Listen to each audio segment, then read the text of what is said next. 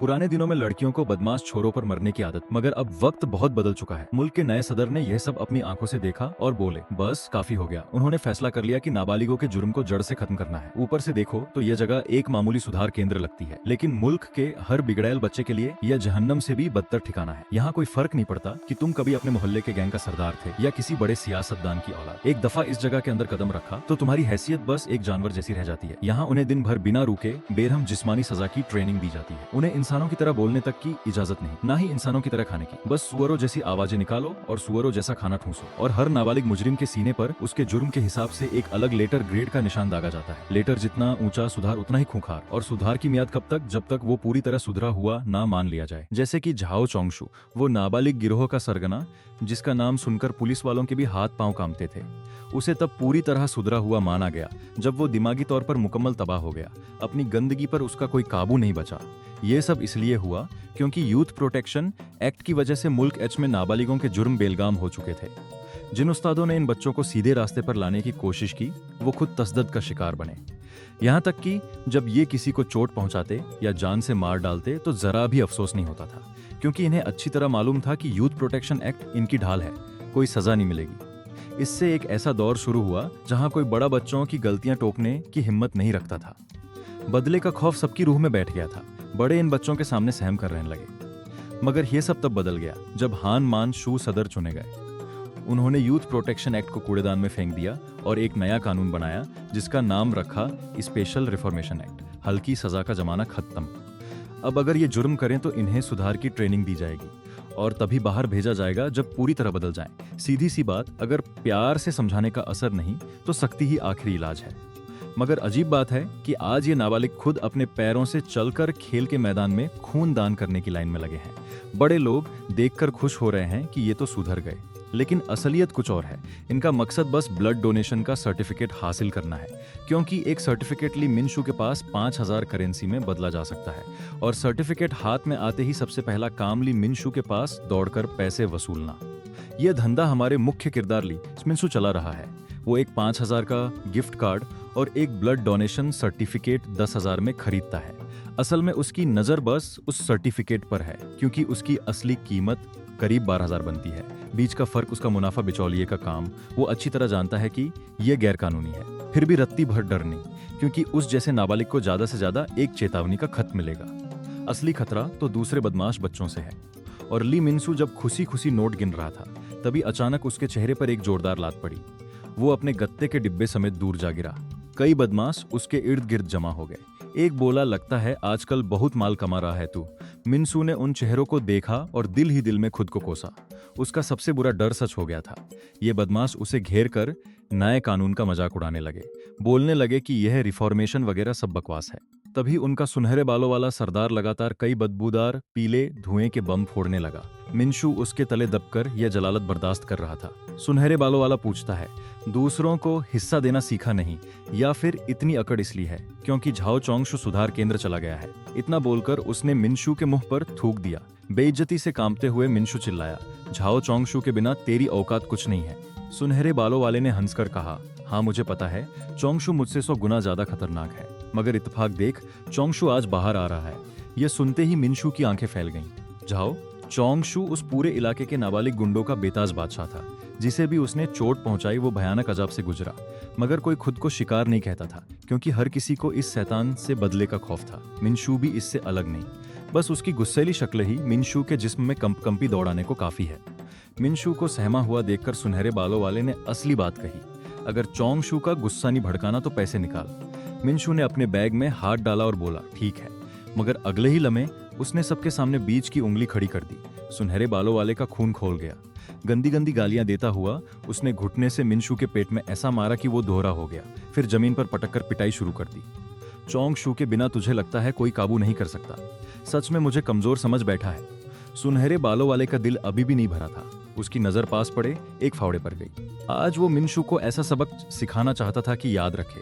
उसका एक साथी बोला, रुक जा भाई, बात बढ़ी तो सुधार केंद्र भेज देंगे। सुनहरे बालों वाले ने दावा किया कि उसे सुधार केंद्र से कोई खौफ नहीं, सख्त रहेगा तो कभी भी बाहर आ जाएगा। फिलहाल बस इतना करना है कि मिनशू की इतनी धुनाई हो कि वो अपनी पद्म गीली कर दे। मगर जैसे ही उसका हाथ फावड़े की तरफ बढ़ा, उसकी पीठ पर एक जबरदस्त लात पड़ी। स्टूडेंट काउंसिल का हेड कांगू कांग वहां खड़ा था। बोला, कैंपस के अंदर मारपीट मना है। इतना कहकर उसने मिनशू को जमीन से उठाया। आसपास के गुंडों ने उसे पहचान लिया। कई बार पीट चुका सुनहरे बालों वाला अब बिल्कुल बेपरवाह हो चुका था। उसने फावड़ा उठाया और कांगू कांग पर झपटा। चीखा, आज तुम दोनों को मारकर स्कूल बदल लूंगा।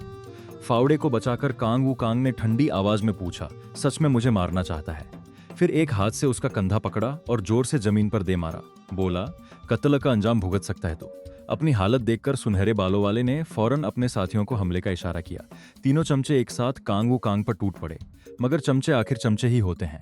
एक एक मुक्के में सब जमीन चूमने लगे।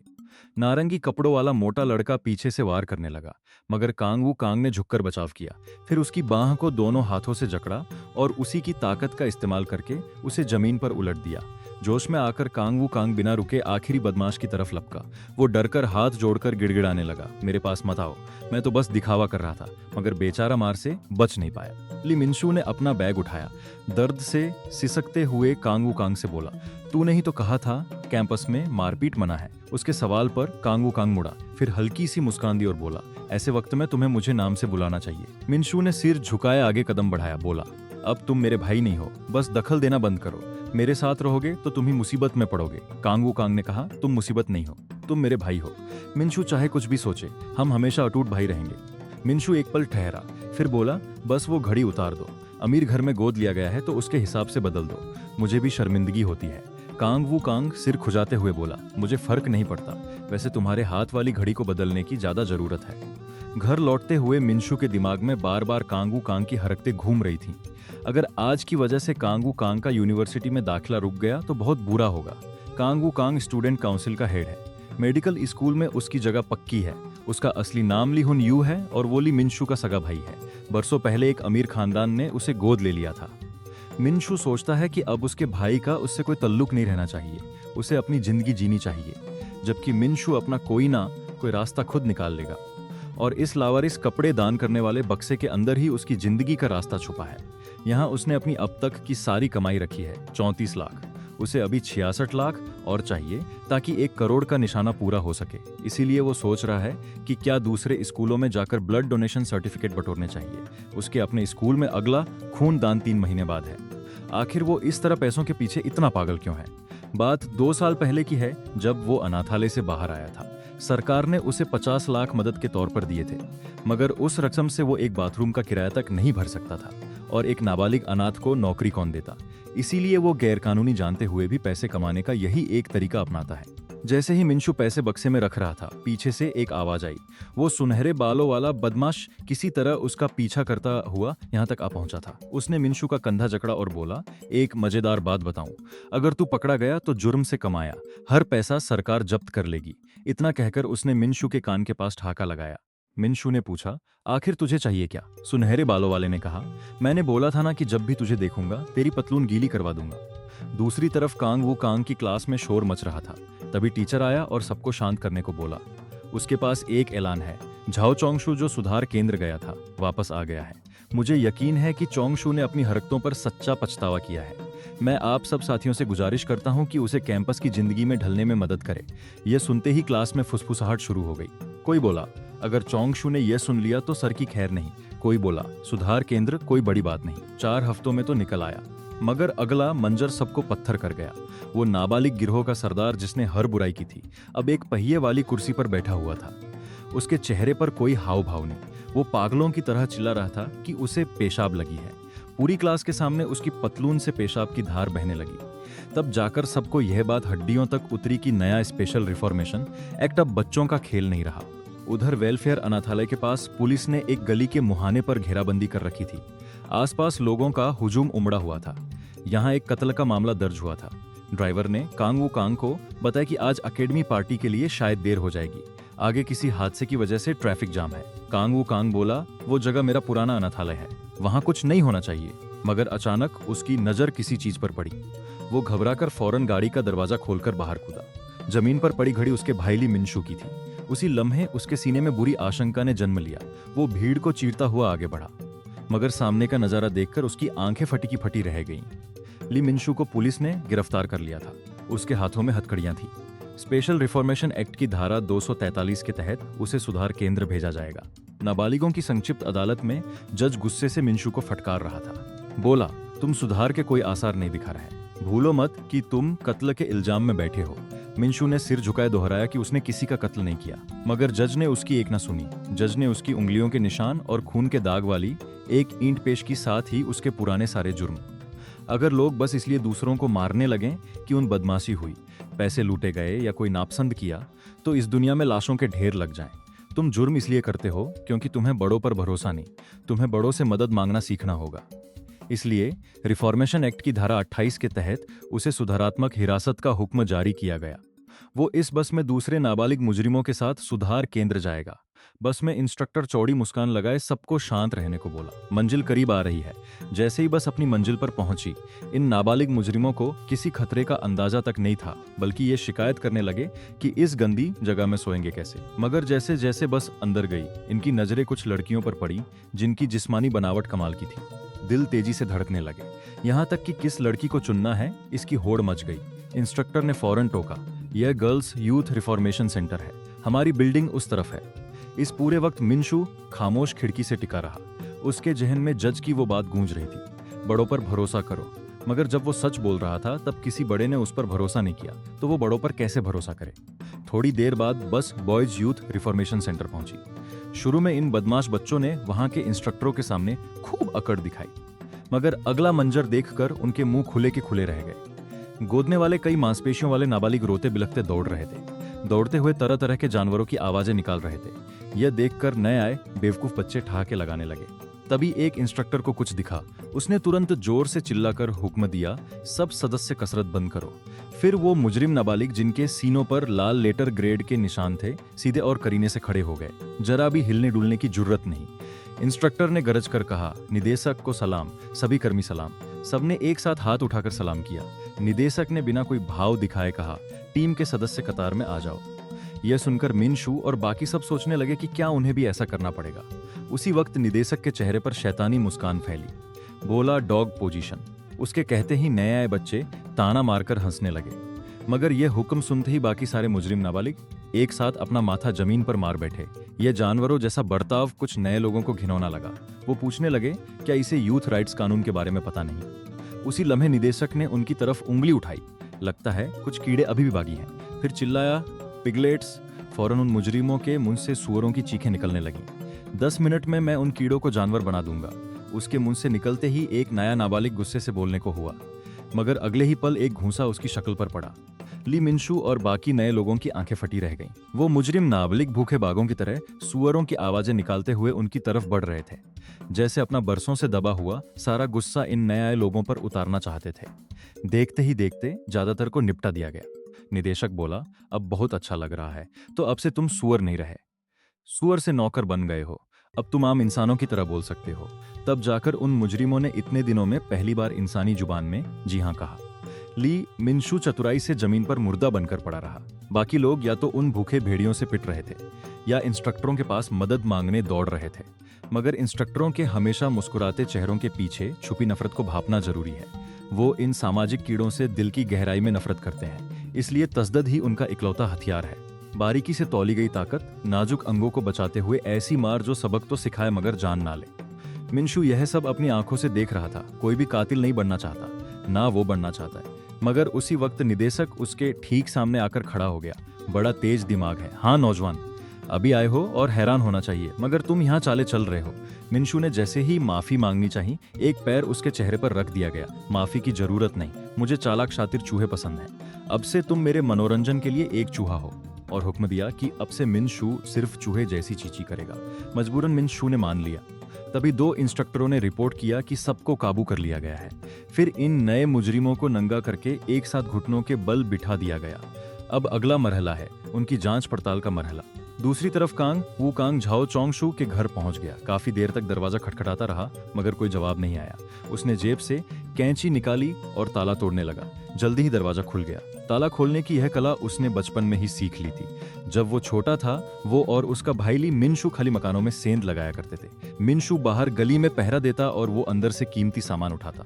बस 5 मिनट में पूरे घर को साफ कर देते। ये चोरी का सिलसिला बरसों चला, जब तक कि दोनों पुलिस के हत्थे नहीं चढ़ गए और अनाथालय नहीं पहुंचा दिए गए। तब से कांग वू कांग ने कभी सोचा भी नहीं था कि दोबारा ऐसा करेगा।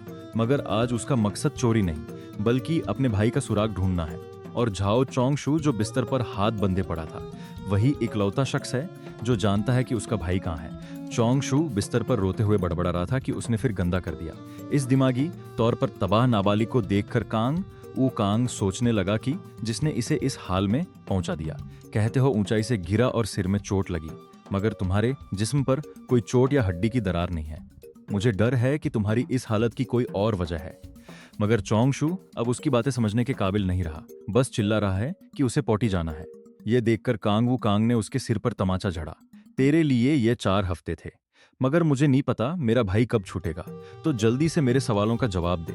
कांग वू कांग बेचैनी से पागल हो रहा था। यह शैतान चोंगशू सिर्फ 4 हफ्तों में ऐसा हो गया। वो सोचकर ही काम जाता है कि उसका भाई बाहर निकलकर किस हाल में होगा। मगर चोंगशू अब बस एक दिमागी तौर पर तबाह बेवकूफ है। कोई जवाब नहीं मिलता, बस दर्द महसूस करता है और बार बार दोहराता है कि उसने गलती की, उसे मत मारो। कांग वू कांग समझ गया कि यह सच में पागल हो चुका है, इससे सवाल करना बेकार है। मगर तभी उसकी नजर चोंगशू पर किसी चीज पर अटकी। यह वो लेटर ग्रेड का निशान है जो उसके सीने पर दागा गया है, और यही वो निशान है जो हर मुजरिम नाबालिग को सुधार केंद्र में दाखिल होने के बाद मिलता है। निदेशक हर नाबालिग के मामले की गंभीरता के हिसाब से यह जांच करता है। पूरे झुंड को स्कैन करके उसने पाया कि यह बैच बड़ा फीका है, छोटी मोटी हस्तियां। मगर अचानक उसे कोई अलग चेहरा दिखा। वो उत्तेजना से उठ खड़ा हुआ और चिल्लाया, मुझे पता था, मेरी नजरें कभी धोखा नहीं खाती। मुबारक हो माउसली मिनशू, तुम अपनी शक्ल से भी ज्यादा खुखार हो। मुझे उम्मीद नहीं थी कि इस बैच में इकलौता ग्रेड ए तुम ही होगे। तुम्हारी ट्रेनिंग के दौरान तुम्हें खास मजा आएगा। यह सुनते ही मिनशू के अंदर खतरे की एक शदीद लहर दौड़ गई। उधर कांग वू कांग पूछताछ करता हुआ याजी गर्ल्स मिडिल स्कूल के गेट पर पहुंचा। उसी वक्त कुछ लड़कियां खुशी खुशी स्कूल से बाहर निकलीं। उनमें से एक को कुछ ऐसा दिखा कि यकीन ही नहीं हुआ। उसने अपनी सहेली को रोका और शर्माते हुए एक तरफ देखने को कहा। कांग वू कांग उस वक्त साइकिल पर बैठा किताब पढ़ रहा था। उसकी सूरत इतनी खूबसूरत थी कि दोनों लड़कियां तुरंत खिंची चली आईं और बातें करने लगी। मास्क लगाए लड़की ने पूछा, क्या तुम ट्रेनी हो? कांग वू कांग ने ईयरफोन निकाला और बोला, माफ करना, मैं नहीं हूं। फिर पूछा कि क्या वो कुछ पूछ सकता है, और उसकी वो अनजाने में आई मुस्कान लड़कियों का दिल चुरा गई। वो बोली कि ना सिर्फ सवालों के जवाब देंगी, बल्कि अपने घर का पता भी दे सकती हैं। कांग वू कांग ने बताया कि वो गो मिन नाम की एक लड़की को ढूंढ रहा है। मगर नाम सुनते ही दोनों लड़कियों के चेहरे का रंग उड़ गया। उन्होंने भीड़ में इशारा किया, तुम उस पागल औरत को ढूंढ रहे हो, वो अभी अभी सुधार केंद्र से छूट कर आई है। अगले ही पल गुओ मीन की नजर उन पर पड़ी तो दोनों डरकर फौरन उंगली नीचे कर ली, जानबूझकर नजर चुराने लगी। अपने शिकार की पहचान पक्की करके कांग वू कांग तेज कदमों से आगे बढ़ा और गुओ मीन का रास्ता रोक लिया। रुकने पर गुओ मीन ने पूछा, क्या चाहिए? कांग वू कांग बोला कि उसे सुधार केंद्र के बारे में कुछ सवाल पूछने हैं। सुधार केंद्र का नाम सुनते ही गुओ मीन ने उसे धक्का दिया और बोली, भाग यहाँ से, मुझे तंग मत कर। कांग वू कांग ने सिर झुकाकर मिन्नत की कि वो उसे तकलीफ नहीं देना चाहता। उसका भाई अब उस जगह भेज दिया गया है। मगर यह सुनकर भी गुओ मीन नहीं रुकी। जैसे ही कांग वू कांग सोच रहा था कि शायद किसी और से पूछना पड़ेगा, एक बाइक का हेलमेट उसकी तरफ उछाला गया।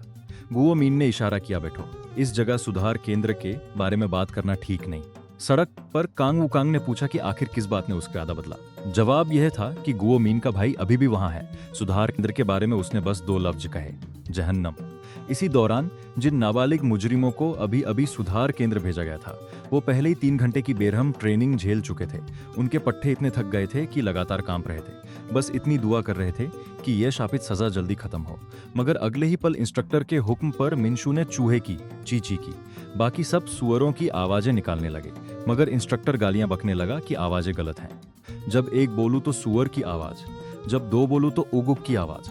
तो इंस्ट्रक्टर के 1-2 के हुक्म पर ये मुजरिम बच्चे उकड़ू बैठकर सुअर और उगुक की आवाजें निकालने लगे। मिनशू का मामला थोड़ा कम पेचीदा है, उसे बस लगातार चूहे की आवाजें निकालनी है। चढ़ती उतरती जानवरों की आवाजों से ऊपर मंच पर खड़ा निदेशक पूरा लुत्फ उठा रहा था। सोच रहा था कि जानवरों की आवाजें हमेशा इतनी शानदार होती हैं। तभी एक नाबालिग मुजरिम थकान से गिर पड़ा। उसका स्वागत इंस्ट्रक्टर के घूंसों और लातों से हुआ। फिर चिल्लाया, कोई पीछे रह गया, सब फिर से शुरू करो। वो नाबालिग समझाने लगा कि उसके पेट में बहुत तकलीफ है, उसे बाथरूम जाने दो। इंस्ट्रक्टर बोला, जब पहली बार आए थे तो अक्कड़ रहे थे, अब यह भी बर्दाश्त नहीं होता। तभी निदेशक ने यह देखा, उसने इंस्ट्रक्टर को रोका, उस नाबालिग के पास आया और बोला, तुमने बोलने से पहले काफी देर सहा होगा, तो डरो मत, उठो, मैं तुम्हें बाथरूम जाने का मौका देता हूँ। फिर भीड़ से पूछा, और किसी को जाना है? निदेशक का नरम चेहरा देखकर भीड़ में एक एक करके हाथ उठने लगे। जल्दी ही बाथरूम जाने वालों की लंबी कतार लग गई। उनके बगल में इंस्ट्रक्टर बार बार पूछ रहे थे, और कोई? अभी मौका है तो जाओ, बाद में नहीं मिलेगा। कोई हाथ ना उठता देख इंस्ट्रक्टर ने बाकियों को ट्रेनिंग शुरू करने का हुक्म दिया। कतार में खड़ा मिंशू सोच रहा था, क्या सच में सबको बाथरूम भेज देंगे?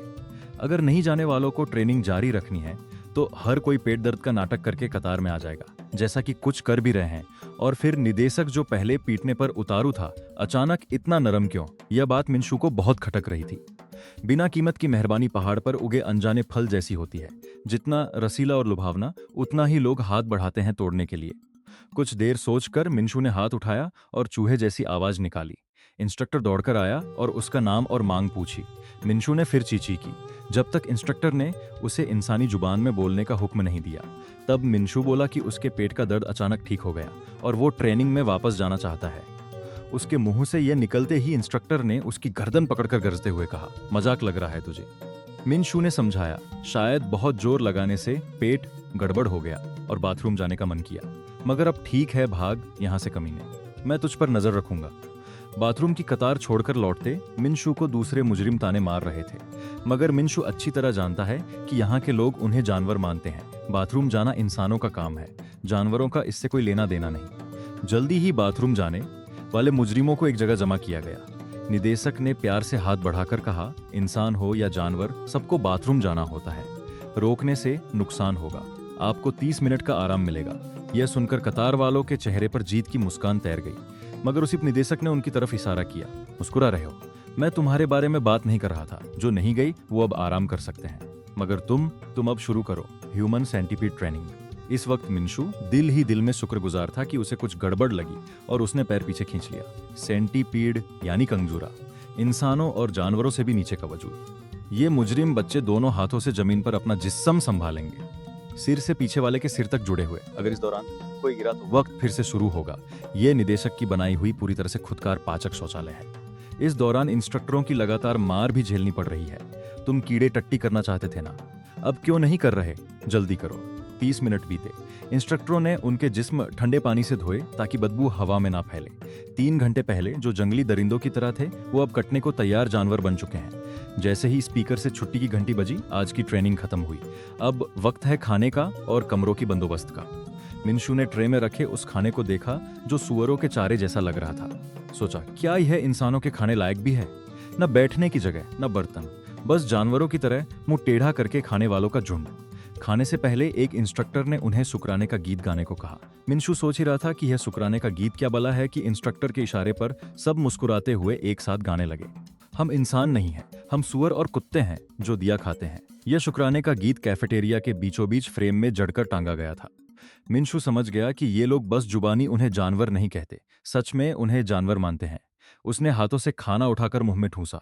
चाहे उसकी हैसियत सुअर हो कोई और जानवर, अब बस सहना है जब तक इस जगह से बाहर ना निकल जाए। इधर कांगू कांग को गुओसिन एक पहाड़ी की चोटी पर ले गई, जहां से पूरा सुधार केंद्र दिखाई दे रहा था।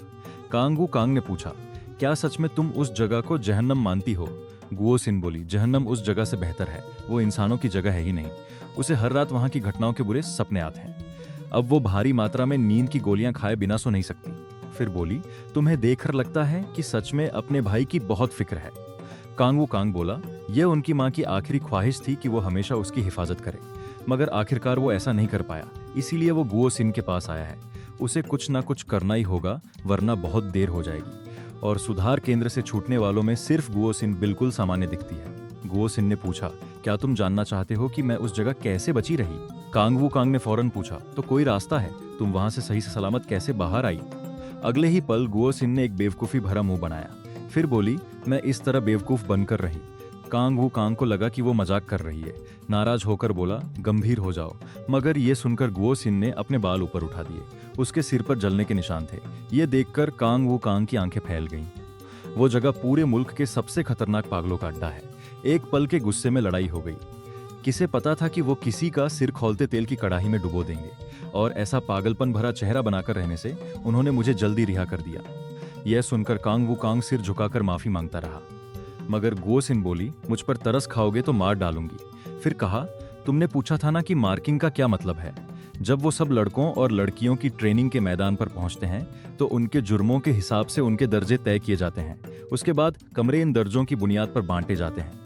जैसे ग्रेड ई मामूली मारपीट के लिए, ग्रेड डी नशे से जुड़े, ग्रेड सी चोरी और धोखाधड़ी के लिए।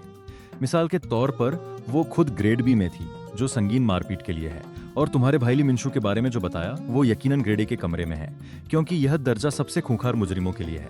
जो भी नाबालिग कत्ल के इल्जाम में गया वो इसी कमरे में आता है। जैसे ही ली मिनशू ने कमरे में कदम रखा, उसे उन डरावनी निगाहों का सामना करना पड़ा। वो समझ गया कि यह टकराव है, पीछे नहीं हटना। तभी एक मुजरिम गर्जा कमीने, अपना तारुफ देना नहीं आता, उसने मुट्ठियां रगड़ते हुए पूछा कि मिनशू कहाँ से आया है और यहाँ क्यों है। मिनशू ने जवाब दिया, वेलफेयर अनाथालय से जंगल हाई स्कूल में पढ़ता हूँ। यह सुनते ही पुराने कैदियों ने ताने मारकर ठाका लगाया। एलिट ट्रैक के अनाथालय का एक और बच्चा, एक पुराना कैदी बोला, मैं जंगल हाई स्कूल के एक लड़के को जानता हूँ, नाम है झाओ चोंगशू। मगर अचानक एक जबरदस्त चुप्पी की आवाज गूंजी। कई पुराने कैदी डर से पसीने में नहा गए। एक लंबे बालों वाले पुराने कैदी गूशी हान ने मिनशू से पूछा कि वो अंदर क्यों आया है। इस कमरे में भेजा गया है तो जरूर बड़ी शरारत की होगी। अभी की सूरत-ए-हाल से लग रहा था कि यह लंबे बालों वाला इस कमरे का सरदार है, तो मिनशू ने बिना झिझक कहा, कत्ल की वजह से। यह सुनते ही लंबे बालों वाले को छोड़कर बाकी सबकी आंखें फट गईं। चेहरों पर पसीना आने लगा। यह झूठ तो नहीं। और उनकी यह अजीब प्रतिक्रिया मिनशू को सोचने पर मजबूर कर रही थी। क्या यहाँ वो इकलौता है जिसने किसी की जान ली? वो सोच रहा था कि एक जैसे जुर्मों वालों को साथ रखा जाएगा। मगर लगता है कि कत्ल यहाँ सबसे संगीन है, और जुर्म की संगीनता का यहाँ की ताकत की बंदरबांट से गहरा ताल्लुक है। उसी वक्त एक पुराना कैदी लंबे बालों वाले से बोला, लगता है हमारे पालतू कुत्ते को नए आदमी की खिदमत जारी रखनी होगी। मिनशू थोड़ा उलझा। क्या वो लंबे बालों वाला सरदार नहीं, बल्कि यहाँ का सबसे नीचे वाला है? मगर अगले ही पल उसे समझ आया कि वो लंबे बालों वाले की बात नहीं कर रहे, बल्कि उस सफेद बालों वाले की बात हो रही है जिसे लंबे बालों वाले ने कुर्सी की तरह इस्तेमाल कर रखा है। वो इस कमरे का सबसे नीचे का आदमी है। लंबे बालों वाला अचानक उठकर शिकायत करने लगा कि ऐसे बैठना बहुत तकलीफदेह है। सफेद बालों वाले ने इंसानी जुबान में माफी मांगी तो एक पुराने कैदी ने उसे मारा। बोला, तू फिर से इंसानी भाषा बोल रहा है। लाचार सफेद बालों वाला चूहे जैसी चींची की आवाजें निकालने लगा। यह मंजर बिल्कुल मिनशू के पिछले तजुर्बे जैसा था। कमजोरों पर जुल्म, बाहर हो या अंदर ढर्रा वही। तो उसी वक्त मिनशू ने मन ही मन ठान लिया, अगर ये सोचते हैं कि उसे हुक्म चलाएंगे तो वो उन्हें कातिल कहलाने से भी नहीं डरेगा। शाम 7 बजे, रिफ्लेक्शन का वक्त। सुधार केंद्र के मुजरिम बच्चों को रोज 10 आत्मचिंतन लिखने होते हैं, मगर मिनशू कुछ लिख नहीं पा रहा।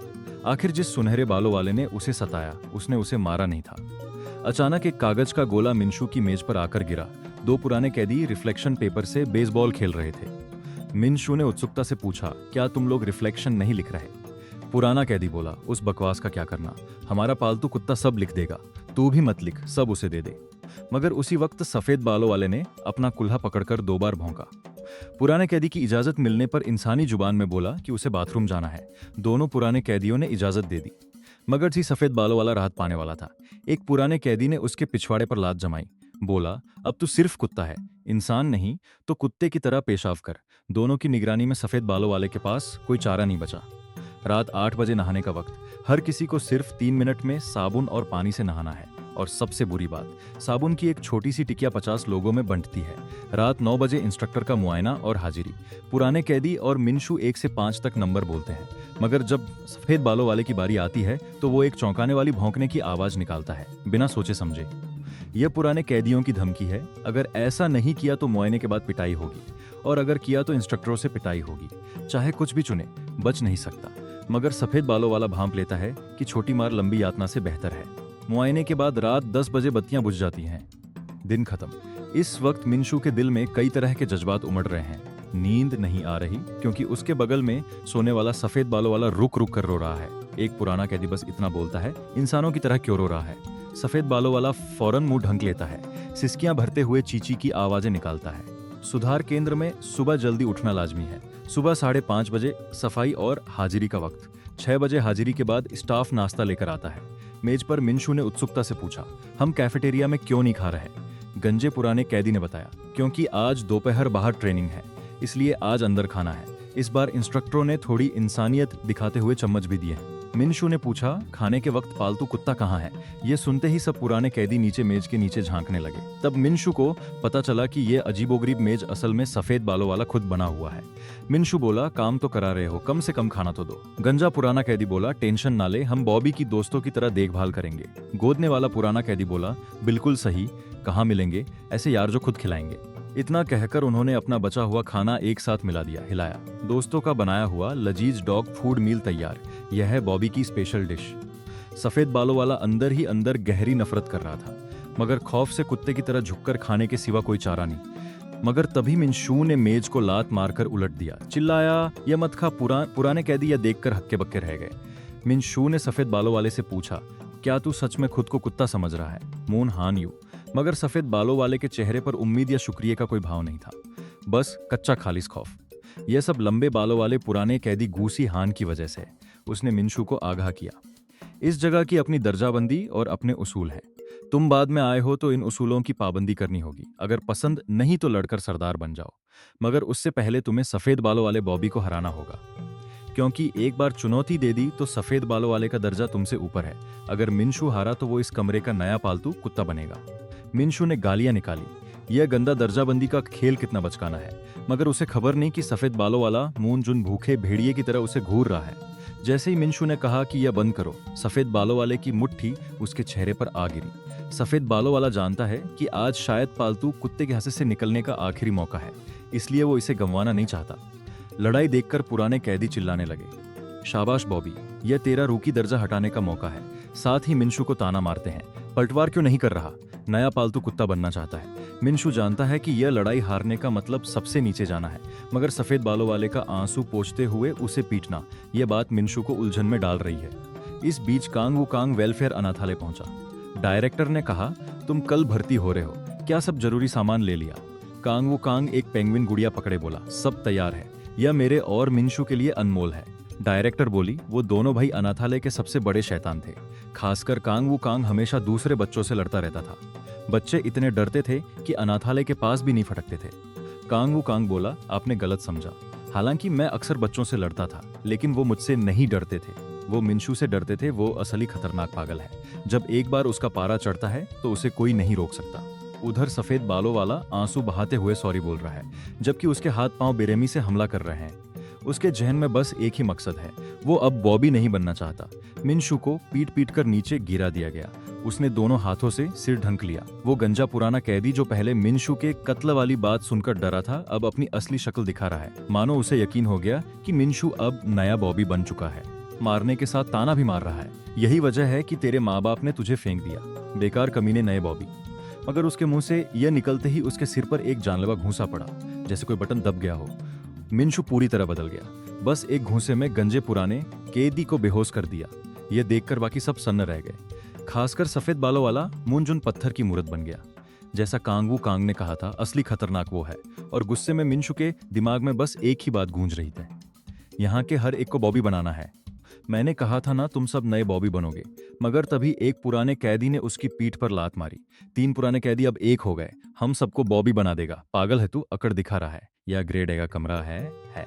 यहाँ हर कोई खुद को तगड़ा समझता है। हमने तेरे साथ इसलिए नरमी बरती क्योंकि तू एक लावारिस अनाथ है। मगर इसके खत्म होने से पहले एक प्लंजर उसके मुंह में ठूंस दिया गया। फिर से वो बटन दबा और मिनशू और भी भड़क गया। गर्जा, चुप कर। फिर उसके मुंह पर घुसा जड़ा। प्लंजर 2 टुकड़ों में तोड़ डाला। बाकी 2 पुराने कैदी भी झपटे। एक ने धमकी भी दी, मगर अगला मंजर देखकर सब जम गए। मिनशू टूटे हुए प्लंजर को हथियार की तरह पकड़े था। उसकी आंखें पागलों जैसी थी। उसने वो उनकी तरफ ताना, मुझे मार, कभी किसी को मारा है। उधर एक गोल्फ कोर्स में काउंसलर कांग बेफिक्री से क्लब चला रहा था। उसके माथत फौरन तालियां बजाकर चापलूसी करने लगे। कांग वू कांग पास में घुटने टेके बैठा था। काउंसलर ने पूछा, यह चीज तुम्हें कैसे मिली? कांग वू कांग बोला, थोड़ा जल्दी है, मगर मैं भर्ती होने को तैयार हूँ। नाबालिगों की समस्या का हल पहली प्राथमिकता होनी चाहिए। इससे आपके सियासी सफर को फायदा होगा। काउंसलर कांग हंसा, तू अपने मेडिकल स्कूल का दाखिला छोड़कर मेरे बारे में सोच रहा है। सीधे बोल कांग वू कांग, क्या वो तुम्हारा भाई है जो सुधार केंद्र में है? मगर अगर अभी भर्ती भी होगा तो इसकी कोई गारंटी नहीं कि तेरी तैनाती सुधार केंद्र में ही होगी। कांग वू कांग बोला, यही वजह है कि मैं आपसे मदद मांगने आया हूँ। अगर कोई यह कर सकता है तो वो आप हैं, पिताजी। काउंसलर बोला, मैं तुम्हारे भाई की करतूतों की सफाई क्यों करूं? जैसे ही कांग वू कांग सोचने लगा कि उसके पिता आखिरकार मदद नहीं करेंगे, काउंसलर ने पलटी मारी। अगर तुम आगे चलकर अच्छा करो और मुझे सदर बनने में मदद करो तो क्यों नहीं, चलो अपने पिताजी को सदर बनने में मदद करो। इस वक्त मिनशू भूखे शेर की तरह पुराने कैदियों पर दहाड़ रहा है। तुम सब बॉबी वाली सजा के लिए तैयार हो जाओ। मगर अगले ही लम्हे जो पुराना कैदी पहले गिराया गया था वो अचानक उठा और दोनों बाजुओं से मिनशू को कसकर जकड़ लिया। फिर गंजे पुराने कैदी ने बिना एक पल गंवाए मिनशू के सिर पर घुसा दे मारा। बस एक बार में मिनशू का दिमाग खाली हो गया। पुराने कैदी को फिक्र हुई कि कहीं मर तो नहीं गया। मारने वाले दोनों एक दूसरे पर इल्जाम लगाने लगे, मगर यह सब मिनशू का नाटक था। उसने अचानक पूरा जोर लगाया। जिसने उसे पकड़ रखा था उसकी ठोड़ी पर सिर से टक्कर मारी। फिर फौरन गंजे पुराने कैदी के नीचे वाले हिस्से पर लात जड़ दी। बस एक पल में मिनशू ने पूरा पासा पलट दिया। फिर गूसी हान उसकी तरफ बढ़ा, बोला, तुम्हारा ट्रिगर वर्ड में है या फिर छोड़ दिया? जो तुम्हें भड़काता है कितना दिल दहलाने वाला है। क्या तुम्हारी माँ को पता है कि जिस बेटे को उसने छोड़ा वो कातिल बन गया? यह सुनते ही मिनशू नुकीले प्लंजर हैंडल को लेकर उसे छेदने के लिए दौड़ा, मगर सी हान ने एक हाथ से बड़ी आसानी से रोक लिया। मिनशू गुर्राया, अभी माफी मांग अगर अपनी आंखें सलामत रखनी है। शिहान ने उलझन से पूछा, मैं माफी क्यों मांगू? तुम्हारी माँ ने तुम्हें छोड़ा या तुमने कत्ल किया? इसमें मेरा क्या कसूर? बस यहीं ठहरो। इतना कहकर उसने पकड़ ढीली की। चिल्लाया, यह मैंने नहीं किया, इसने शुरू किया। फिर मुड़कर दोनों हाथ सिर पर लगा लिए। मिनशू अभी समझ नहीं पाया कि वो क्या बोल रहा है। तभी पीछे मुड़कर देखा तो 3 गार्ड डंडे लिए उसकी तरफ भागे आ रहे थे। कमीने कीड़े अभी आया है और हंगामा शुरू कर दिया। बाकी सारे पुराने कैदियों ने अपने हाथ सिर पर रख लिए और दीवार से चिपक कर खड़े हो गए। मिनशू को इंतजार था डंडों की बेरहम बरसात का। शिहान ने रिपोर्ट किया कि ली मिनशू ने कमरे में हथियार लेकर लोगों पर हमला किया। किसी को चोट आई है। पूरी तफसील रिपोर्ट में लिखकर इंस्ट्रक्टर को दे दूंगा। इंस्ट्रक्टर ने पूछा, तुम लोगों ने कुछ नहीं किया? ये सब अकेले इसने किया। सबने एक साथ जवाब दिया, जी हाँ। थोड़ी देर सोचकर सफेद बालों वाले पालतू कुत्ते ने भी बोला, जी हाँ। फिर मिनशू को इंस्ट्रक्टर ने मरे हुए कुत्ते की तरह घसीटकर दरवाजे तक पहुंचाया। उसका इंतजार था 15 दिनों की तन्हाई कैद। तन्हाई वाले कमरे को सजा कक्ष भी कहते हैं। यह जगह शरारती बच्चों को एक तय मुद्दत के लिए अलग करने के लिए है। यहाँ बिताया गया वक्त कुल हिरासत की मियाद में नहीं गिना जाता। मतलब मिनशू ने अपनी हिरासत का वक्त और बढ़ा लिया। यहाँ ना सिर्फ 24 घंटे निगरानी रखी जाती है, बल्कि सोने के वक्त तक उसे घुटनों के बल रहना पड़ता है। सबसे बुरी बात, उसके हाथ पांव बंधे होते हैं। बस मुंह का इस्तेमाल करके जानवरों की तरह खाना खा सकता है। सिर्फ बाथरूम जाने पर बंधन खोले जाते हैं। मगर एक और भयानक मसला, टॉयलेट पेपर नहीं मिलता। उसे अपनी सफाई के लिए पीछे लगे पानी के नल का सहारा लेना पड़ता है। शाम 7 बजे के बाद चिंतन का वक्त भी होता है। तन्हाई में भी उसे एक चिट्ठी लिखनी होती है। इस बार मिनशू ने पहले से 2 गुना लिखा, मगर जो कुछ भी लिखा वो कमरे के पुराने कैदियों की शख्सियत के लक्षणों के बारे में था। उसका मानना है कि यहाँ हर कोई समस्या है, मगर सबसे बड़ी समस्या लंबे बालों वाला गूशी हान है। वो इस हरामी को गिराकर ही दम लेगा। अनजाने में मिनशू की आंख लग गई। सपने में बचपन की तस्वीरें उभर आईं। वो और वो खांग एक जलते हुए मकान के सामने खड़े हैं। फिर वो अचानक चौंक कर उठा। उसके गालों पर आंसू बह रहे थे। मिनशू ने अपना सिर जमीन पर दे मारा। साले, शायद ये माहौल उन बुरी यादों को बार बार सपनों में खींच ला रहा है। अब वो दोबारा सोने से डर रहा है, क्योंकि उसे वही बुरा सपना आने का खौफ है। जल्दी ही 15 दिन गुजर गए। मिनशू अपने तय कमरे में लौटा। उसकी आंखों में भयानक शोले भड़क रहे थे, मगर एकदम अनचाहे ढंग से वो पुराने कैदी मुस्कुराकर माफी मांगने लगे। हमें माफ कर दो, हम पहले बहुत आगे निकल गए थे। बॉबी ने अब बॉबी का खेल बंद करने का फैसला कर लिया है। यह देखकर मिनशू सोचने लगा कि सच में इनका दिल बदल गया। मगर जैसे ही वो माफी कबूल करने को हुआ, अगले ही पल उसके सिर पर एक जोरदार लात पड़ी। हमला करने वाला सी हान था। ताना मारता हुआ बोला, मुझे ढूंढ रहा था मामा के लाडले। 2 पुराने कैदियों ने फौरन मिनशू के हाथ पांव दबोच लिए। एक बदबूदार मोजा उसके मुंह में ठूंस दिया ताकि वो इंस्ट्रक्टरों को आवाज ना लगा सके। कदम दर कदम वो मिनशू को टॉयलेट की तरफ घसीट कर ले गए। सिहान बोला, मुझे खुशी है, तुम मुझसे इतने मिलने को तड़प रहे थे, मगर बदकिस्मती से कोई और है जो तुमसे मिलने के लिए और भी बेताब है। इतना कहकर गंजा पुराना कैदी धीरे धीरे अपने कपड़े उतारने लगा। टॉयलेट में मिनशू की तरफ बढ़ता रहा। जैसे ही मिनशू ने सोचा कि उसके साथ सबसे बुरा होने वाला है, एक चीख ने गंजे पुराने कैदी की हरकत को ठिठका दिया। सिहान ने दरवाजे की तरफ देखा। आता हुआ गार्ड बोला, तुम नए गार्ड लगते हो, मगर दखल मत दो, ये हम इजाजत से कर रहे हैं। किसी की इजाजत से कोई मतलब नहीं, तुम्हारी सजा बाद में होगी। गार्ड धीरे धीरे करीब आया और मिनशू की तरफ हाथ बढ़ाया। मिनशू ने ऊपर देखा और जैसे ही पहचाना वो जम गया। कांग वू कांग अचानक एक गार्ड की शक्ल में सामने था।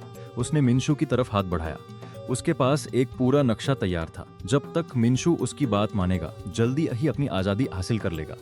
मगर उसी वक्त मिंशू ने उसे दरकिनार किया और सीधा गंजे पुराने कैदी के जबड़े पर धाई से मुक्का जड़ दिया। तू पतलून क्यों उतार रहा था? मिंशू को यह भी पता है कि असली मुजरिम गंजा नहीं बल्कि उसके सामने खड़ा कमरे का सरदार गूसी हान है। तो बिना एक पल गंवाए उसने मुक्केबाजी का रुख अख्तियार किया और सी हान को ललकारा। इसी बीच बाकी 3 पुराने कैदियों ने वुकांग को घेर लिया। उसे ऊपर से नीचे तक तौलते हुए बोले, गार्ड बनने के लिए बहुत छोटे दिखते हो, मगर चाहे जो भी हो हर कमरे के अपने उसूल हैं और वो उसूल यहाँ चलते हैं। या फिर तुम भी इस कमरे के उसूलों की पाबंदी करोगे? वुकांग ने जवाब दिया, तुम्हारा मतलब लड़ाई वाले उसूलों से है तो लगता है मुझे भी पाबंदी करनी होगी। यह सुनकर पुराने कैदियों के चेहरों पर शातिर मुस्कान तैर गई। तो फिर पीछे मत हटना और अपने गार्ड वाले रुतबे का फायदा उठाकर बाद में हिसाब मत करना। वुकांग मुस्कुराया, वो हमेशा अपनी बात का पक्का रहा है। दूसरी तरफ मिंशू चाहे जितने भी मुक्के चलाए सिहान को छू तक नहीं पा रहा था।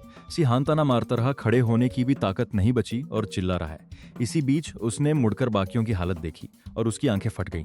बस एक पल में वुकांग ने सबको जमीन पर बिछा दिया था। पुराने कैदियों को लड़ने का मौका ही नहीं मिला।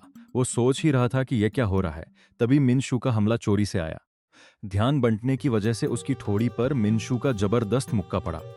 फिर मिंशू ने जीत का ऐलान किया, तुम मुझसे लड़ रहे हो, मेहरबानी करके इधर उधर मत ताको।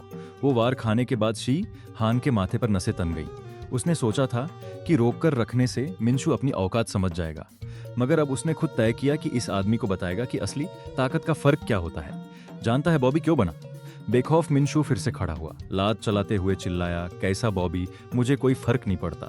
शिहान बोला, बॉबी कभी इस कमरे का सरदार था, बिल्कुल तेरी तरह अपनी हैसियत नहीं समझता था, बिना मतलब उछल कूद करता था, एक तरफा धुनाई होती थी। मिंशू उनके बीच के फर्क को अच्छी तरह भांपता है, मगर उसे यकीन है कि वो इतनी आसानी से नहीं हारेगा, इसलिए फिर मुक्का चलाया। इस कमरे में तू सबसे गिरा हुआ कमीना है, मगर उसका सामना एक भयानक प्रहार से हुआ। इस वार के बाद कमरा मुर्दा खामोश हो गया। मिंशू को लगा जैसे उसके जिस्म से सारी ताकत निकल गई। उसकी आंखों के सामने अंधेरा छा रहा था, फिर भी वो सोच रहा था, साला उस हरामी से पिट गया जिसने मेरी माँ को गाली दी। उसे एक चोरी की लात के अलावा वो एक भी मुक्का ठीक से नहीं लगा पाया। और सबसे बड़ी बात, जब भी वो पिटता है वुकांग मौजूद होता है। वुकांग ने पूछा, कैसा लग रहा है? अभी जिंदा है? मगर मिंशू ने बस आंखें बंद की और बेहोश हो गया। वुकांग ने उसकी तरफ देखा, एक मायूसी आ भरी, फिर उसे पूरा उठाकर अपने कंधे पर लाद लिया। शिहान ने उन्हें जाते देखा, पूछा, उसे कहाँ ले जा रहे हो? उसे सबक सीखना होगा। वुकांग ने जवाब दिया, बेशक तन्हाई कैद में। उसने नियम तोड़ा है, सजा मिलनी चाहिए। मगर शिहान ने उसी वक्त कहा, तुमने अभी बहुत अच्छा दिखाया, एक लड़ाई मेरे साथ कैसी रहेगी? वुकांग बोला, अगर सजा नहीं चाहिए तो ये बात वापस लो और मेहरबानी करके झगड़ा मत करो। यही तुम्हारी बहन ने कहा था। ये सुनकर शिहान पत्थर बनकर रह गया। जब मिंशू की आंख खुली तो उसने खुद को फिर से तन्हाई कमरे में पाया।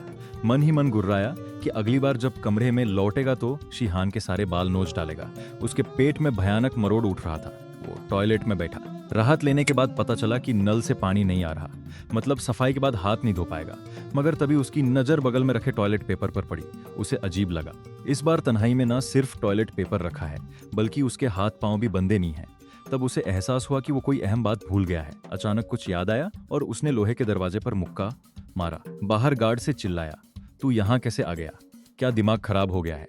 मेडिकल स्कूल जाने की बजाय यहाँ क्यों आ गया? तेरा सौतेला बाप है, ऐस से रह। मुझे बचाने का हीरो क्यों बन रहा है? अभी निकल यहां से। इस कातिल की कोई फिक्र मत कर। एक कातिल के लिए अपनी जिंदगी क्यों बर्बाद कर रहा है? वुकांग ने सुकून से जवाब दिया, कोई तुम्हें कातिल कहे, दुनिया कहे, मुझे परवाह नहीं। मुझे यकीन है तुमने किसी का कत्ल नहीं किया मिंशू, क्योंकि तुम मेरे भाई हो। फिर वुकांग ने अपना पूरा नक्शा समझाया। मिंशू को बस उसकी बात माननी है और वो जल्दी यहाँ से बाहर निकल सकता है, बशर्ते वो बेवकूफों की तरह बार बार तन्हाई में ना आता रहे। मिंशू बोला, ठीक है, सब मंजूर है, मगर उससे पहले एक शर्त है। वो उस लंबे बालों वाले हरामी से दोबारा लड़ना चाहता है। वुकांग ने पूछा, हारेगा पता है? फिर क्यों? मिंशू बोला, क्योंकि उसने माँ को गाली दी। यह सुनते ही वुकांग खामोश हो गया। फिर बोला, मैं सब बर्दाश्त कर सकता हूँ, मगर माँ को गाली देने वाला नहीं। तो इस टक के लिए मैं तुझे जीतने का तरीका सिखाऊंगा, मगर अगर तू माँ को गाली देने वाले उस आदमी से फिर हारा तो मैं खुद तुझे मार डालूंगा। जब 15 दिन की तन्हाई सजा खत्म हुई, मिंशू अपने कमरे में लौटा। खुखार पुराने कैदियों ने उसे घेर लिया। मिंशू खुद बॉबी बनने को तैयार हो गया। पालतू कुत्ते की तरह जमीन पर लेट गया। यह उन 15 दिनों में बनी उनकी पहली चाल थी। सहो और झुको, पलटवार के मौके का इंतजार करो। बस ऐसे ही मिंशू इस कमरे का दूसरा बॉबी बन गया। उसकी पीठ को पुराने कैदी गोमोकू को बोर्ड गेम के बोर्ड की तरह इस्तेमाल करने लगे। मगर बस 1 घंटे बाद मिंशू से बर्दाश्त नहीं हुआ। गुस्से से अचानक उठकर दहाड़ा, जिससे 2 पुराने कैदी चौंक गए। उन्होंने उसे घूर कर देखा। बॉबी वाला मन बदल लिया। चाहते हो हम तेरे लिए फिर से दर्जाबंदी कायम करें? यह सुनकर मिंशू की सारी नसें तन गईं। सामने वाले को पीटने का मन कर रहा था, मगर उसने वो कांग से 5 दिन सहने का वादा किया था। 5 दिनों के बाद चाहे सुपरिंटेंडेंट दखल दे, वो कांग इस कमरे में सब कुछ संभाल लेगा और मिंशू के बदले के लिए मैदान तैयार करेगा। फिलहाल बस सहना है। यह सोचकर मिंशू ने अपना साफ पेट बोर्ड के तौर पर पेश किया और बोला, नया गेम शुरू करो। दूसरे दिन वो मकड़ी की तरह सफाई करना सीख गया। तीसरे दिन वो और सफेद बालों वाला बॉब भी मिलकर पुराने कैदियों के चिंतन लेख लिखने की जिम्मेदारी लेते हैं। चौथे दिन वो न सिर्फ पालतू कुत्ते की तरह के पेशाब करने लगा, बल्कि पुराने कैदियों का बनाया स्पेशल खाना भी खाया। चिल्लाकर बोला, बहुत लजीज। मिंशू जानता है कि अगर आज सह लिया तो सब खत्म हो जाएगा, मगर वो घिनौना मिला जुला खाना उसे टॉयलेट में उल्टी करने पर मजबूर कर गया। सफेद बालों वाले ने नरमी से कहा, अगर सब उगल दोगे तो कमजोर पड़ जाओगे। उसने मुस्कुराते हुए मिंशू को एक टॉफी दी। बोला, किसी को मत बताना, नहीं तो हम दोनों की धुनाई होगी। चलो हम दोनों यहाँ बॉबी बनकर पूरी कोशिश करते हैं। कुछ और मत सोचो। एक पल के लिए मिंशू इस अचानक हमदर्दी का सामना करना नहीं जानता था, मगर उसका बॉबी वाला वक्त बस आज तक है। मगर अक्सर हादसे ऐसे ही पलों में होते हैं। जब बाहर सामूहिक गतिविधियां चल रही थीं, पुराने कैदी दोनों बॉबी, मिंशू और सफेद बालों वाले के साथ फ्रिस्बी पकड़ने का खेल खेल रहे थे। फ्रिस्बी के पीछे दौड़ता हुआ सफेद बालों वाला गलती से किचन क्रू के लोगों से जा टकराया। जिनसे टकराया उन्होंने उसे डरावनी नजरों से घूरा। क्या हुआ? हमसे लड़ाई करनी है, सफेद बालों वाला कांपते हुए बोला। क्या मिलकर फ्रिस्बी खेलोगे? उधर सी हान आराम से जमीन पर लेटा हुआ था। सोच रहा था कि वो कांग उसकी बहन को कैसे जानता है, मगर अचानक एक चीख ने उसके ख्यालों का बुलबुला फोड़ दिया। 3 किचन क्रू वाले पुराने कैदी उससे पूछने लगे, जमीन पर पड़ा यह कुत्ता तुम्हारा है? तुम बेवकूफ अपने कुत्ते को संभाल नहीं सकते? जानबूझकर किया है? क्या हमारे किचन क्रू से पंगा लेना है? अपने कमरे के आदमी को पिटता देख पुराने कैदियों ने फौरन बाहें चढ़ाई। अभी माफी मांगो, अगर लड़ाई चाहिए तो हमें कोई डर नहीं। मगर तब शी हान बोला, रहने दो, बात बढ़ाने की जरूरत नहीं, आराम से निपटते हैं। यह सुनकर किचन क्रू वाला पुराना कैदी हंसा, फिर सफेद बालों वाले के सिर पर जबरदस्त लात जड़ दी। तेरी शांति प्रियता मुझे बहुत गुस्सा दिलाती है। यह देखकर पुराने कैदी एक साथ मुंह दूसरी तरफ करके अनदेखा करने का नाटक करने लगे। उन्हें लगा कि एक बॉबी के लिए किचन क्रू से भिड़ना वाकई कोई मायने नहीं रखता। मिंशू ने उनसे पूछा, क्या गार्ड इन मामलों से परवाह नहीं करते? पुराने कैदी बोले, गार्ड इन छोटी मोटी मारपीट की तरफ ध्यान नहीं देते, हमें खुद ही सुलझाने देते हैं। यह सुनकर मिंशू का चेहरा सख्त हो गया। वो जमीन पर जम गया। उसका दिल एक फैसले की कश्मकश में था। एक तरफ वो टॉफी जो सफेद बालों वाले ने प्यार से दी थी, दूसरी तरफ वो कांग से किया गया वादा और बनाई गई योजना। आखिरकार उसने सख्ती से मुंह दूसरी तरफ मोड़ लिया। किचन क्रू वाला पुराना कैदी सफेद बालों वाले को पीटते हुए जोरदार ताना मारने लगा। तुम्हारा पालतू कुत्ता बड़ा मजेदार है पीटने में, क्या मैं इसे कुछ दिनों के लिए उधार ले सकता हूँ मौज मस्ती के लिए? उसके मुंह से यह निकलते ही एक फ्रिस्बी जोर से उसके चेहरे पर जा लगी। किचन क्रू वाला बिना कुछ बोले गिर पड़ा। पुराने कैदियों ने पलटकर देखा कि किसने फेंकी, और सब दंग रह गए। वो शख्स मिंशू था जिसने दयालुता को चुना। तुम लोग बदमाश बाहर खूब उत्पात मचाकर यहाँ आए हो, तो यहाँ भी अपनी वही गंदगी जारी रखना चाहते हो। यहाँ तुम बस जानवर हो, न कोई इज्जत है न कोई अकड़, इसीलिए कमजोरों पर ताकत आजमाते हो। जैसे ही मिंशू सफेद बालों वाले को उठाने लगा, शिहान वहां आ पहुंचा। बोला, मैंने कहा था दखल मत दे, इंसानी जुबान समझ नहीं आती। उसी वक्त लाल बालों वाला किचन क्रू का पुराना कैदी आकर शिहान का कंधा पकड़कर बोला, तेरा क्या मतलब है? क्या मैं अपने बॉस को जाकर बता दूं कि तूने हमारे खिलाफ जंग छेड़ दी है? शिहान बोला, जाओ बता दो, मगर उससे पहले मुझे अपना घरेलू मामला निपटा लेने दो। झगड़े की खबर सुनते ही बिगड़ेल बच्चे फौरन उन्हें घेरकर तमाशा देखने लगे। मिंशू जानता है कि उसने पहला वादा तोड़ दिया, मगर दूसरा निभाएगा। शिहान ने अपने बाल बांधे। पूछा, मिंशू फिर से धुनाई चाहिए? मिंशू बेखौफ बोला, एक शर्त लगाता हूँ, जो जीता वो कमरे का सरदार। इस वक्त क्लासरूम में वो कांग ने पहले ही सब कुछ तैयार कर रखा था। सुधार केंद्र के सब बच्चे नाबालिग हैं, इसलिए हर हफ्ते तय वक्त पर बुनियादी क्लासें रखी जाती हैं। क्लास के दौरान सारा अख्तियार क्लासरूम सुपरवाइजर के पास होता है। सीधी बात, बुनियादी क्लासों के दौरान जो कुछ भी हो वो पूरी तरह सुपरवाइजर पर निर्भर है। वो कांग ने इसी दौरान सुपरवाइजर बनने का मौका हासिल कर लिया था। आज मिंशू शिहान को हराकर नया कमरा सरदार बनेगा। उसकी योजना में उनकी टक्कर कई मेजों से बनी एक छोटी जगह में होगी। वो कांग ने घड़ी देखी, उलझन में बड़बड़ाया, वक्त आ गया, मुख्य किरदार अभी तक क्यों नहीं पहुंचे? फिर बाहर का शोर शराबा उसका ध्यान खींचा। गौर से देखा तो पता चला कि दोनों की लड़ाई पहले ही शुरू हो चुकी है। यह मंजर देखकर वो कांग ने मायूसी से आ भरी। फिर खिड़की के किनारे पर चढ़ा और नीचे चिल्लाया, मिनशू तू बहुत कमीना है। हालांकि तन्हाई में 15 दिनों के दौरान वुकांग ने मिन शू को रोज एक ही कॉम्बो तकनीक सिखाई थी। पहला कदम हुक, दूसरा लीवर पंच, तीसरा अपर कट, चौथा mid level kick, front kick plus round house kick, फिर लेग स्वीप और आखिर में सीधा मुक्का। मगर वुकांग जानता है कि अकेला यह तरीका सी हान को हराने के लिए काफी नहीं। हालांकि शी हान बिना ट्रेनिंग के इतना ताकतवर है।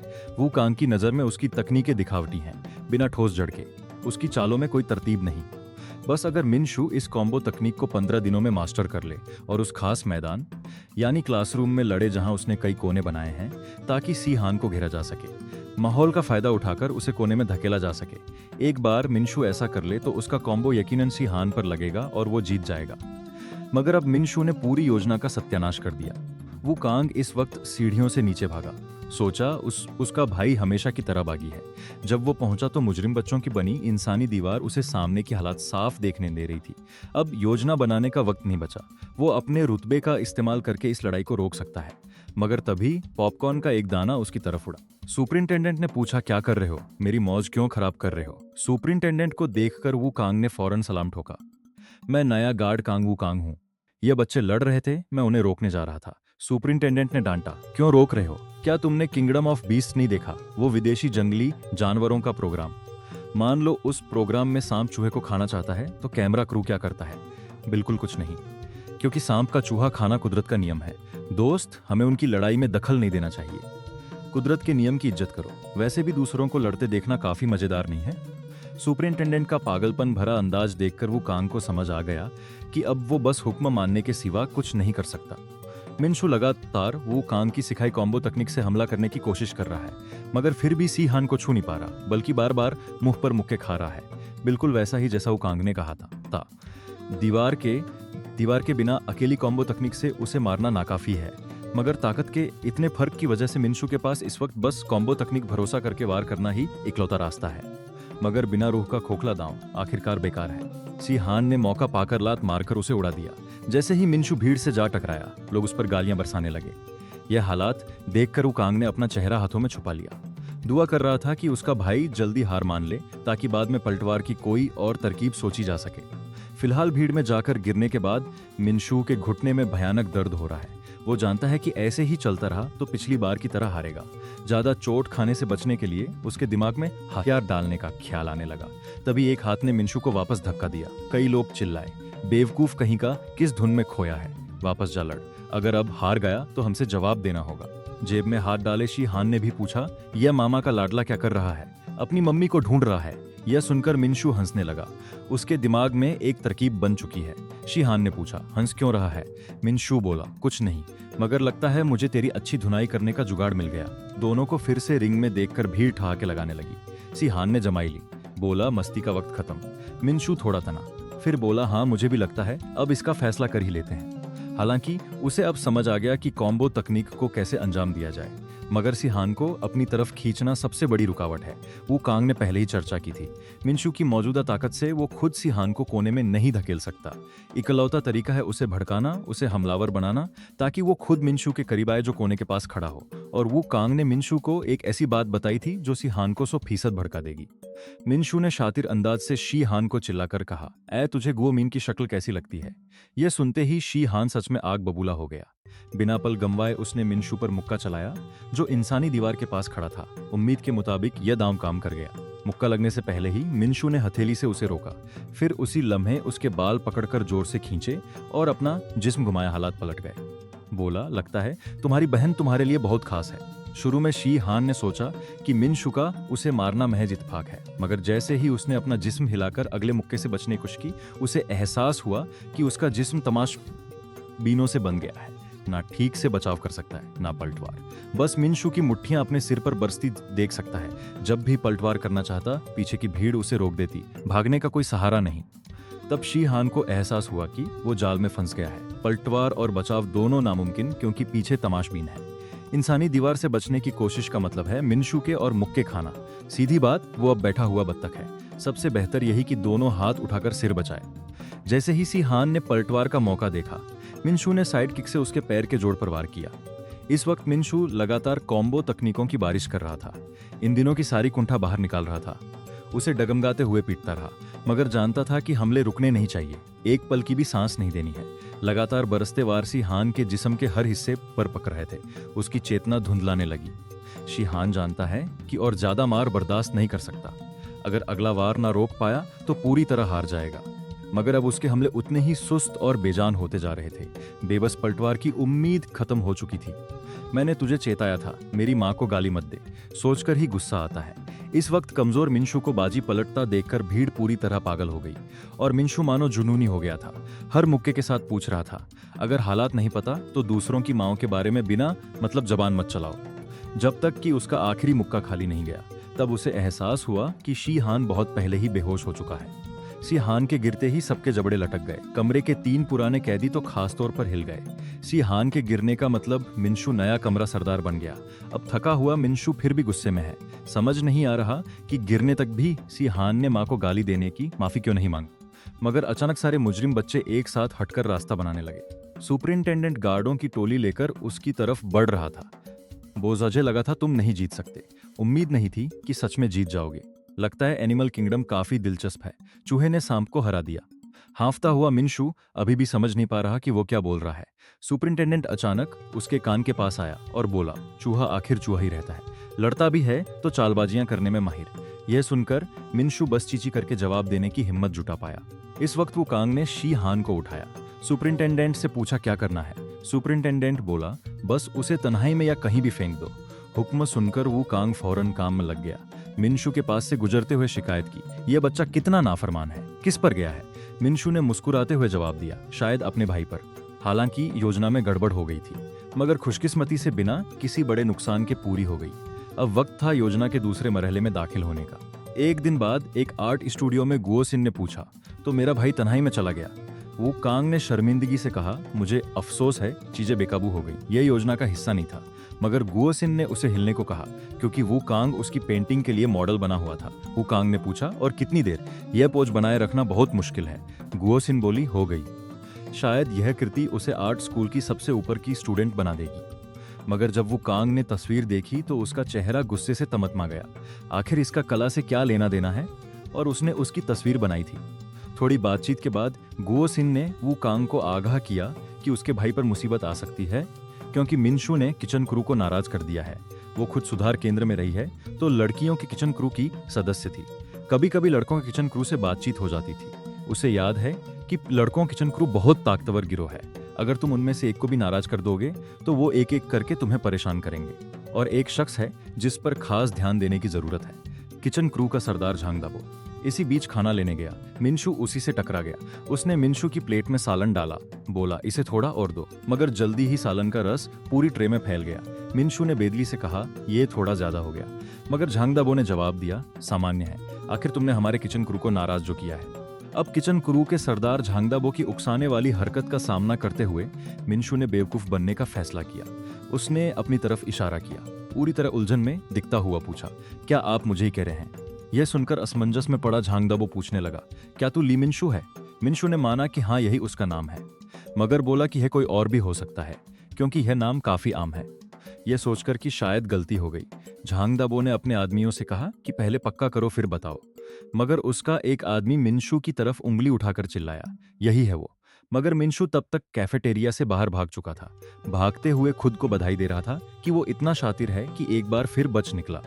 इसी बीच मुल्क एच के बड़े नेताओं का एक शिखर सम्मेलन चल रहा है।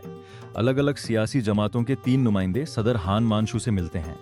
उन्हें पार्टी की खींचतान से ऊपर उठकर आम लोगों की भलाई के लिए ठोस मशविरा देना है। कांग वू कांग का सौतेला बाप इन्हीं नुमाइंदों में से एक है। सदर हान मानशू ने काउंसलर कांग से कहा, बहुत अरसे बाद मिले, हम सदारती चुनाव में एक दूसरे के प्रतिद्वंदी थे, मगर अब मुल्क की भलाई के लिए तुम मेरे मातहत के तौर पर अच्छा काम करोगे। इतना कहकर उसने काउंसलर कांग के पिछवाड़े पर थप्पड़ मारा। सामने खड़े पत्रकारों के कैमरों ने इस शानदार लम्हे को कैद कर लिया। काउंसलर कांग सन्न रह गया। इस आदमी ने उसके पिछवाड़े पर थप्पड़ मारा, वो भी पूरे मुल्क के सामने। इससे काउंसलर कांग के अंदर गुस्से का ज्वालामुखी फूट पड़ा। उसकी मुट्ठी सीधे हान मानशू के चेहरे पर गई। बदकिस्मती से यह शिखर सम्मेलन के बाद हुआ और अब वो हान मानशू की तस्वीर वाले पंचिंग बैग पर अपनी कुंठा निकाल रहा है। बाहर निकलकर उसने पीछे चलने वाले शख्स से गुस्से से कहा, तुम्हारा बाप यह जलालत झेल रहा है, तुम क्या सोचते हो वो शख्स कांग वू कांग है। वुकांग बोला, सदर हान मान शू को नीचे गिराना जितना आप सोचते हैं उससे कहीं ज्यादा आसान है।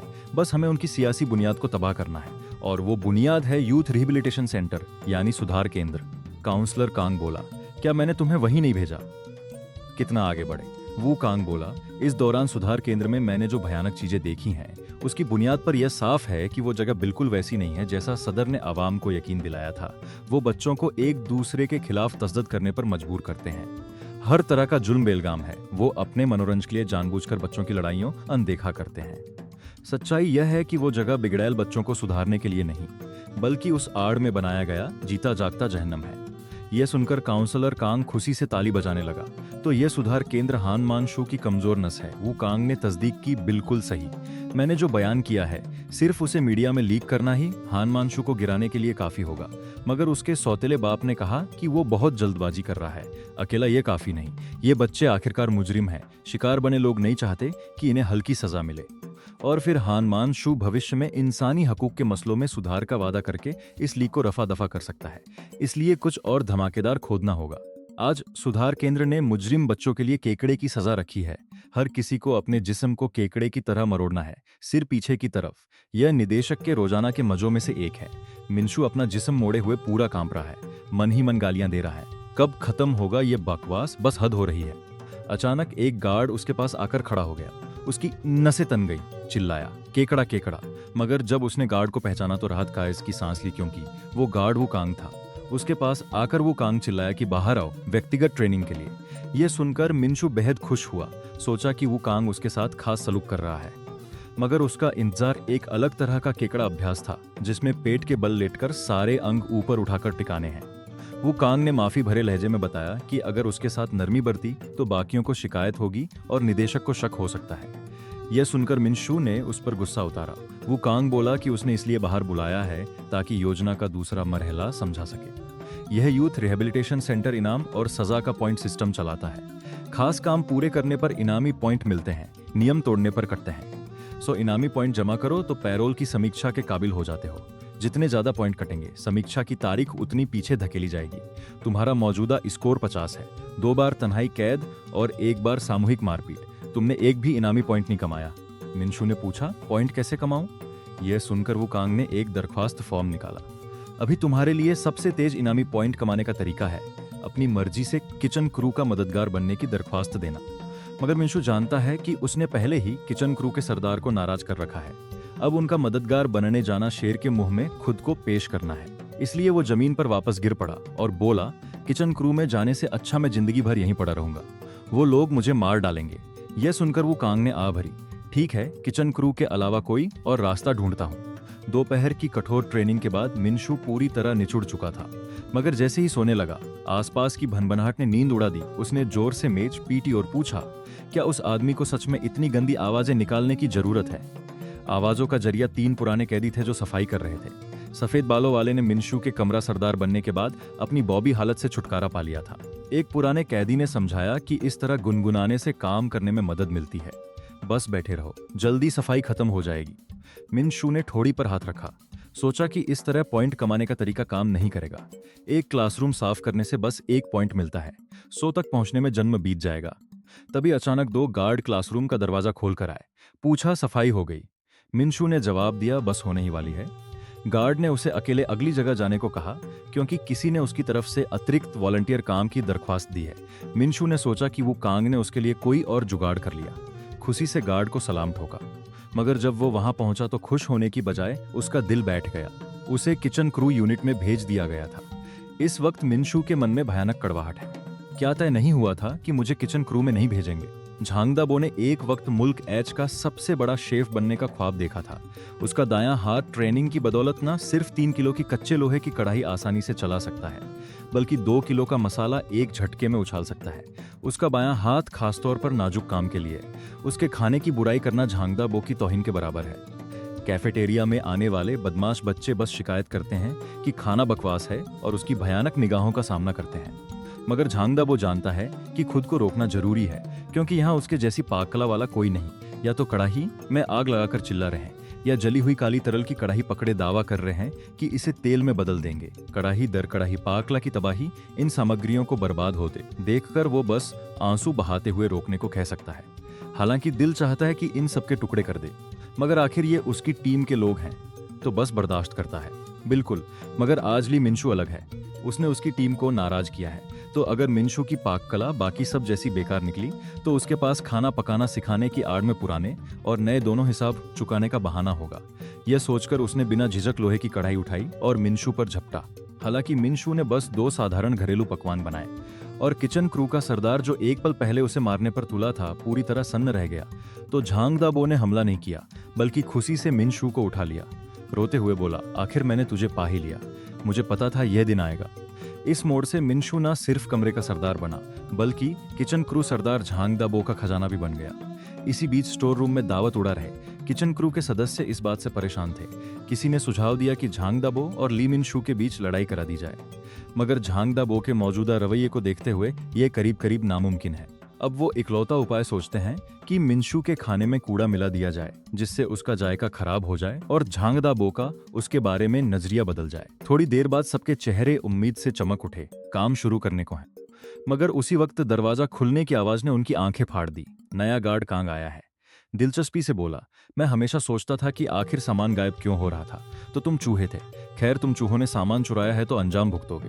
मगर किचन क्रू के सदस्यों ने उसकी चेतावनी को गंभीरता से नहीं लिया, बल्कि गालियां देने लगे। इस गार्ड को क्या हो गया है, इसे नहीं पता, यह किचन क्रू का इलाका है। मगर उनकी बात पूरी होने से पहले बस 2.5 सेकंड में सबकी धुनाई हो चुकी थी। ये वो शैतान थे जो मिंशू के लिए मुसीबत खड़ी करना चाहते थे। सब निपटा दिए गए। हालांकि वो कांग नहीं जानता कि मिंशू को किचन क्रू में किसने भेजा, मगर लगता है वो वहां काफी अच्छे से जम रहा है। वहीं निदेशक के दफ्तर में 2 गार्ड रिपोर्ट करने आए। निदेशक ने खुशी से पूछा तो उनमें लड़ाई हुई, मगर यह सुनकर कि लड़ाई नहीं हुई, निदेशक का मुंह तुरंत उतर गया। क्योंकि मिंशू को किचन क्रू में भेजना और क्रू वालों को उसे नुकसान पहुंचाने का काम कराना, यह सब उसी की चाल थी। गार्डों को पता है कि निदेशक का गुस्सा बहुत तेज है, इसलिए उन्होंने उसे खुश करने के लिए आमलेट राइस बनाया है। दूसरी तरफ झांग दाबो ने सारे किचन क्रू सदस्यों को जमा किया। जोर से पूछा, क्या तुम लोग उस खास दिन का स्वागत करने को तैयार हो जो महीने में सिर्फ एक बार आता है?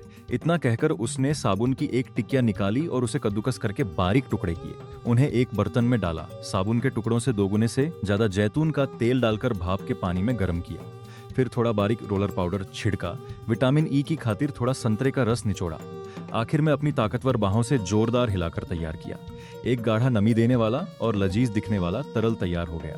झांग दाबो ने बताया कि यह खाना नहीं, बल्कि उनके किचन क्रू का कुदरती बालों का वैक्स है, ताकि इस महीने के खास दिन का स्वागत किया जा सके।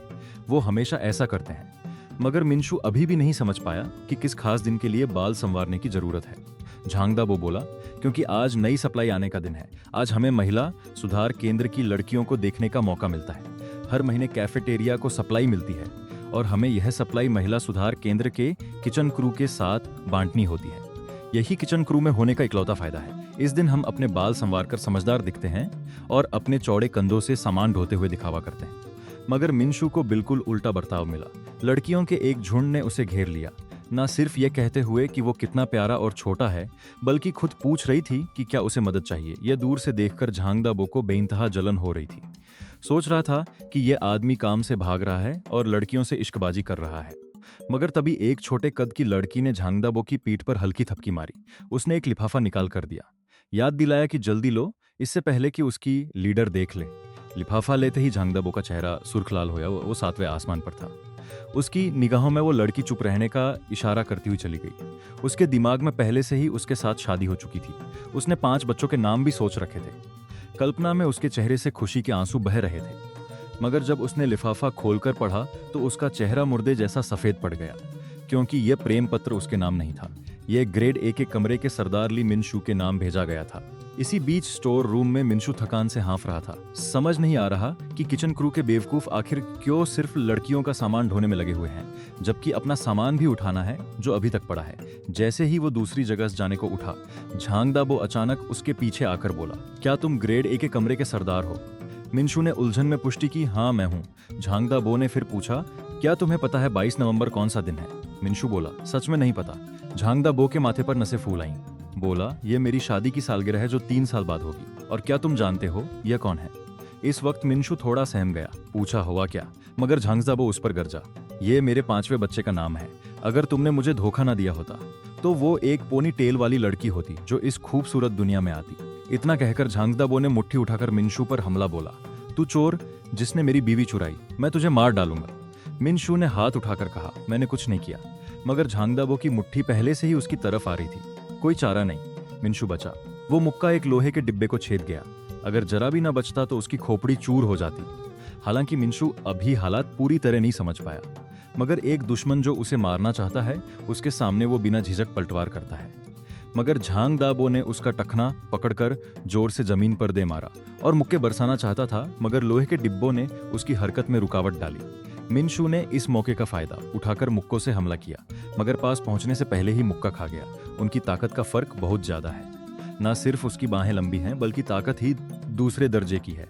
मिनशु उसके करीब नहीं पहुंच सकता और उसका एक मुक्का लगते ही पत्थर की चोट जैसा लगता है। इस वक्त झांगदाबो डिब्बों के बंधन से आजाद हो गया। लगातार मिनशु पर मुक्के बरसाता रहा। बोला, मैं सो यंग को डेट पर ले जाऊंगा, वो खान पहाड़ पर ट्रैकिंग करूंगा। जल्दी ही मिनशु एक कोने में दब गया, मगर साथ ही उसने उससे निपटने का तरीका सोच लिया। जब झांगदाबो का अगला मुक्का कुचलने को आया, मिनशु ने जमीन से लोहे का बर्तन उठाकर रोक लिया। बोला, मुझे नहीं पता सो यंग कौन है, मगर तुम्हारी डेट की तरकीब बेकार है। इतना कहकर उसने दोनों बाहें झांगदाबो की कमर में लपेट दी।